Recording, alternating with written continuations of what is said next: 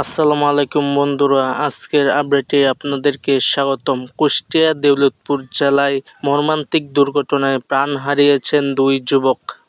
Bike race করার সময় নিয়ন্ত্রণ হারিয়ে পিকআপ ভ্যানের সাথে ধাক্কা লেগে ঘটনাস্থলেই নিহত হন দুইজন। নিহতরা হলেন মঈন হোসেন বয়স 20 এবং সিয়াম হোসেন বয়স 21।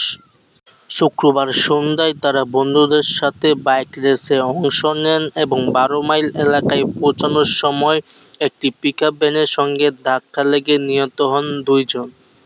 দুর্ঘটনার পর স্থানীয়রা দ্রুত হাসপাতালে নিলেও চিকিৎসক মৃত ঘোষণা করেন। আর প্রত্যক্ষদর্শীরা বলেছেন যে তারা উচ্চ গতিতে বাইক রাইড করছিলেন।